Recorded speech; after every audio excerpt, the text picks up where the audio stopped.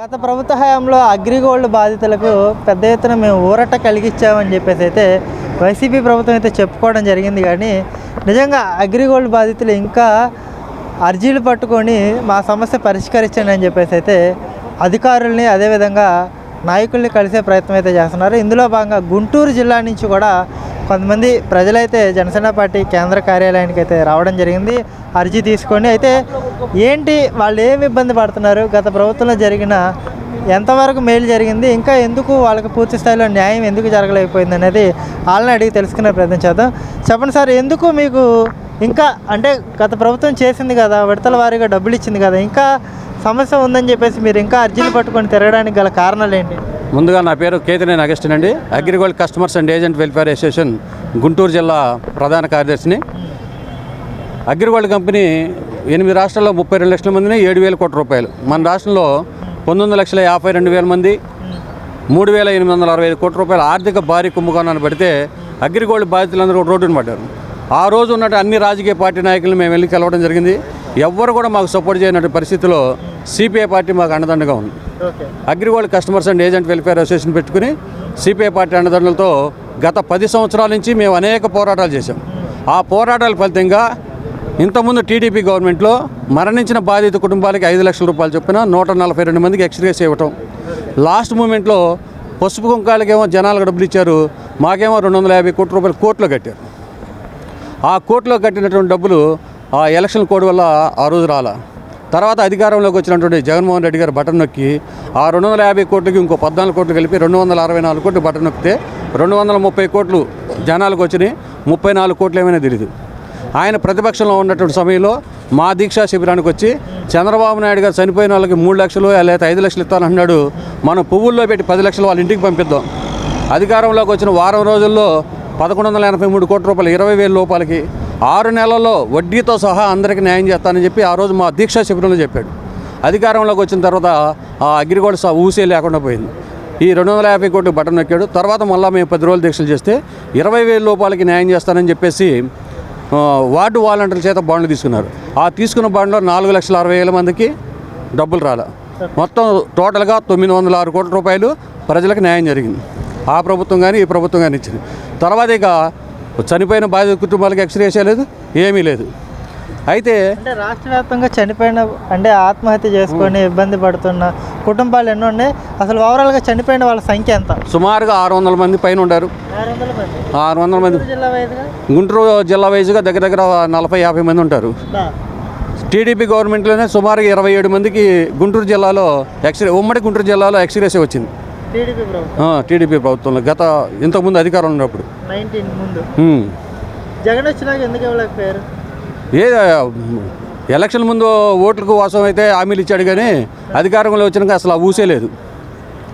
అంటే ఇదే అంశానికి సంబంధించి పవన్ కళ్యాణ్ గారు కూడా విజయవాడలో పెద్ద ఎత్తున ఒక కార్యక్రమం పెట్టడం, ఎవరైతే బాధితులు ఉన్నారో వాళ్ళందరితో కూడా మాట్లాడించే ప్రయత్నం టీడీపీ టైంలో చేసినట్టుగా అయితే నాకు సమాచారం ఉంది కదా.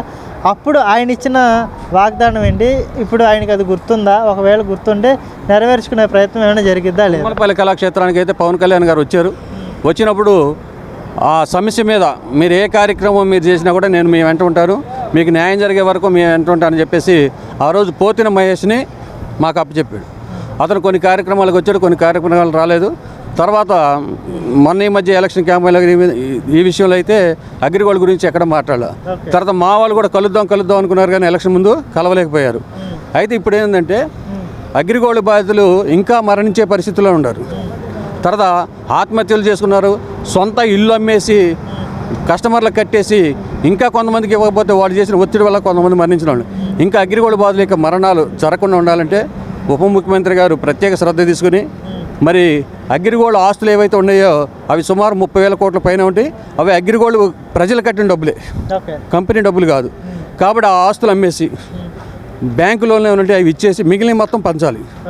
తర్వాత కంపెనీ డేటా ఉంది, సిఐడి డేటా ఉంది, ఆ డేటా ప్రకారం పంచాలి. ఎందుకంటే కొంతమంది బాండ్లు బాగొట్టుకున్న వాళ్ళు ఉంటారు, రసీదులు బాగొట్టుకున్న వాళ్ళు, కొన్ని బాండ్లు అయితే కంపెనీలో ఇచ్చినవి కూడా ఉన్నాయి, సబ్మిట్ చేసినవి ఉన్నాయి, వాళ్ళ దగ్గర అప్పుడు స్టార్ట్లు కూడా లేని పరిస్థితి ఉంది.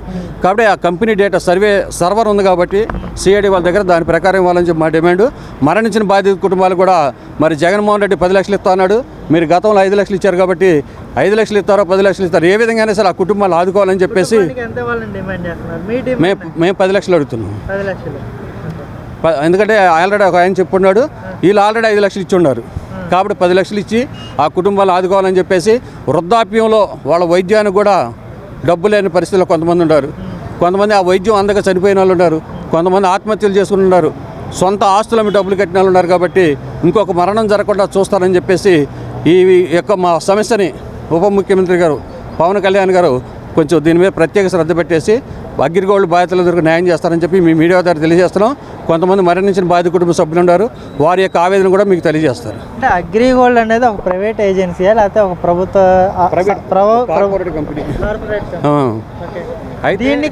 దీనికి ప్రభుత్వానికి ఏంటి సంబంధం? అయితే ఆ కార్పొరేట్ కంపెనీకి అనుమతులు ఇచ్చేది ప్రభుత్వమే కాబట్టి కొంచెం ప్రభుత్వం ఇన్వాల్వ్మెంట్ కూడా ఉంటుంది. కాబట్టి అసలు ఈ యొక్క ఫ్రాడ్ ఎప్పుడు మొదలైంది, ఎంత కాలం నుంచి మీరు పోరాటం చేస్తున్నారు అంటే ఏం చెప్తారు? కంపెనీ 2015 జనవరి 5వ తారీఖు మూతపడింది. మూతపడింది. మొదలైంది 1995లో స్టార్ట్ అయింది. కంపెనీ అయితే మంచి పొజిషన్లో ఉంది. లాస్ట్ మూమెంట్లో ఏమైందో తెలియదు, అగ్రిగోల్డ్ బాధలకి మెచ్యూరిటీలు ఇచ్చే దాంట్లో జాప్యం జరుగుతూ వచ్చింది. ఆ జాప్యం జరుగుతూ తర్వాత టీవీ నైన్ వాళ్ళకి కస్టమర్లకి కంపెనీ వాళ్ళకి జరిగిన గొడవల్లో ఇది కోర్టుకు వెళ్ళే పరిస్థితి. కంపెనీ 5వ తారీఖు మూతేశారు. అప్పటి నుంచి ఈ రోజు వరకు 10 సంవత్సరాల నుంచి మేము పోరాటం చేస్తూనే ఉన్నాం.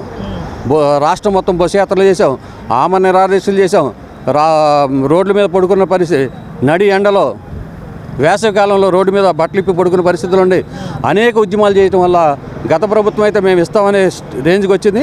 మరణించిన వాళ్ళకి ఇచ్చారు. లాస్ట్లో కార్పస్ పట్టు కింద 250 కోట్లు ఇచ్చింది. అయితే కోట్లు కట్టకుండా జనాలకి ఏమైనా ఇచ్చినట్టయితే మరి గత ప్రభుత్వంలోనే మార్పు వచ్చేదేమో. చంద్రబాబు నాయుడు మిమ్మల్ని మోసం చేశాడని చెప్పి ఈయన ఓట్లు వేయించుకుని ఈయన అధికారంలోకి వచ్చాడు. ఈయన అసలు ఊసే లేదు. అందువల్ల ఇప్పుడు కోర్టులో ఉన్నాయి కాబట్టి ఆ డబ్బులు మీకు ఇవ్వగలిగారు, లేకపోతే అది కూడా కాదు. కోర్టులో కాదు, గవర్నమెంట్ ఇచ్చింది. 250 టీడీపీ ప్రభుత్వం కోర్టుకు కడితే కోర్టు నుంచి జగన్ గారు తీసుకొచ్చి మళ్ళీ మీకు ఇచ్చారు. అంతేగాని ఈయన ఇచ్చింది కాదు, జేబులో డబ్బులు అయితే కాదు. ఆయన ప్రభుత్వంలో ఒక 673 కోట్లు ఏమి ఇచ్చాడు. టోటల్గా 906 కోట్లు వస్తే జనాలకు వచ్చినాయి. ఏం కోరుకుంటున్నారు?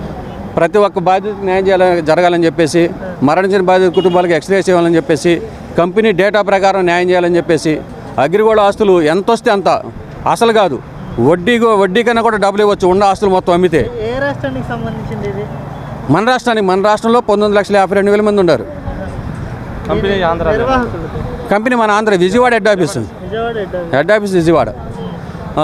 8 రాష్ట్రాల్లో బిజినెస్ చేసాడు. 8 రాష్ట్రాల్లో ఆస్తులు ఉన్నాయి. 8 రాష్ట్రాల ఆస్తులు ఉన్నాయి కాబట్టి అవాస్ వెంకటరామారావు అని చెప్పేసి వాళ్ళది ఆలూరు అయితే విజయవాడలో పెట్టుకుని అతను అంతకుముందు వేరు కంపెనీలో చేసి సొంతగా కంపెనీ పెట్టేసి ఒక మంచి రేంజ్లో తీసుకెళ్ళి సడన్గా ఎందుకు చేశారో తెలియదు. హాయ్లాండ్ వాళ్ళదే, అట్లాగే జాయ్లాండ్ అనే డ్రీమ్ ల్యాండ్ అనే అన్ని చేయాల్సినవన్నీ చెప్పి ఏదైతే జనాలకు హామీలు ఇచ్చి అన్నీ చేశారు. కానీ సడన్గా ఆగిపోవడం వల్ల అందరు రోడ్డును పడ్డారు. మాట్లాడు. మా మామయ్య పేరు వీరేం కాదండి. ఏజెంట్గా గత కొన్ని సంవత్సరాలు పనిచేశాడు. కంపెనీ ఎత్తేయటంలో జనం వచ్చి ఎగబడుతుంటే మిమ్మల్ని చూసి కట్టాము, వాళ్ళని చూసి మేము కట్టలేదు అంటే ఆయన తట్టుకోలేక ఇల్లు అమ్మేసి 15 లక్షలు కట్టాడండి జనాలకి. ఇంకా కొంత అమౌంట్ ఇవ్వాలి, ప్రభుత్వం మారితే ఇంకా ఇస్తారని చూసి ఇంకా ఇవ్వబోయేసరికి ఆయన పని చేసుకుంటా కొంచెం ఇచ్చుకుంటా వచ్చారు. జరిగిద్దనే వచ్చామండి. ఖచ్చితంగా పవన్ కళ్యాణ్ గారు చేస్తారు మాకు నమ్మకంతో వచ్చాము. కానీ ఆయన చూసి మొన్న ఏప్రిల్లో 27 తారీఖు చనిపోయాడు. సూసైడ్ చేసుకొని చనిపోయాడు. కానీ ఆయన ఎట్లాగూ ఇదేడు ఆయనలాగా ఎవరికి జరగకూడదు, ఉండవాలి. ఇంకా ఇట్లాంటివి జరగకుండా చూసుకొని మా అత్తయ్య గారండి ఆమెగారు న్యాయం చేస్తారని కోరుకుంటూ ఇక్కడికి వచ్చాము. తనకి ఎక్స్‌గ్రేషియా కావాలి. సరే అమ్మా, మాట్లాడతారా మీరు? తను బాగోలేదండి, మాట్లాడలేదు. మీరు ఎక్కడి నుంచి అమ్మా? మాది వెనగళ్ళండి. అగ్రిగోల్డ్ ఏజెంట్ మా వారు, నేను. అగ్రిగోల్డ్ ఏజెంట్ కట్టించారు. సుధాకర్ గారు ఒత్తిడి వల్ల చాలా మందికి కస్టమర్స్కి డబ్బులు కట్టియటం అన్నీ చేశాడు. ఒత్తిడి వల్ల మందు తాగి చేశాడు. ఎలుకల మందు తాగి చనిపోయాడు. అంటే ఒత్తిడి చేశారు అందరు జనాలు. 3వ నెలలో 14వ తారీఖు మా కస్టమర్స్ కస్టమర్లంతా ఒత్తిడి చేసి ఎప్పుడు ఇస్తారని చెప్పి ఎప్పుడు ఇస్తారని చెప్పి ఒత్తిడి చేశారు. ప్రతిసారి ప్రభుత్వం వచ్చినప్పుడల్లా ఒక మాట ఇస్తూ ఉన్నప్పుడల్లా తను చెప్తూ ఉన్నారు, ఇలా వస్తున్నాయమ్మా ఇస్తున్నామని 10 సార్లు చెప్తూ ఉన్నారు. అలా టీడీపీ ప్రభుత్వం ఉన్నప్పుడు ఇలా కొంతమందికి 10,000 లోపల ఉన్న వాళ్ళకి వచ్చినాయి. అలా వస్తున్నాక ఆ నమ్మకాన్ని ఇచ్చాడు. సరే, తర్వాత మన జగనన్న పరిపాలన వచ్చింది. ఆ పరిపాలనలో కొంతమందికి అందిని కానీ మిగతా వాళ్ళకి అందపోయేవాడికి మాకు ఈ కూడా మీరు మోసం చేస్తున్నా అని చెప్పి మా నాన్నగారి మీదకి బాగా దౌర్జన్యం చేశారు. ఆ దౌర్జన్యం వల్ల ఒత్తిడితో కొంచెం అలా మరణించారు. ఎలుకల మందు తినేసేసి చనిపోయారు. అదే కాకుండా మళ్ళీ మా ఒక 3వ నెలలో ఈయన 3వ నెలలో 14వ తారీఖు ఈ నెలలోనే మార్చి 2024లో చనిపోయారు. డెత్ సర్టిఫికేట్ కూడా మాకు మార్చి ఇచ్చారండి. 4వ నెల వేశారు. అంటే మనకి ఎలక్షన్ టైం ముందు మా నాన్నగారు చనిపోయారు యాక్చువల్గా. అయితే 3వ నెల అని చెప్పి మేము ఆప్షన్స్ రాసి ఇచ్చాము. అయినా కానీ వాళ్ళు ఏంటంటే మీకు ఇప్పుడు పంచాయతీ ఆఫీస్లో 21 డేస్లోనే ఇవ్వాల్సింది.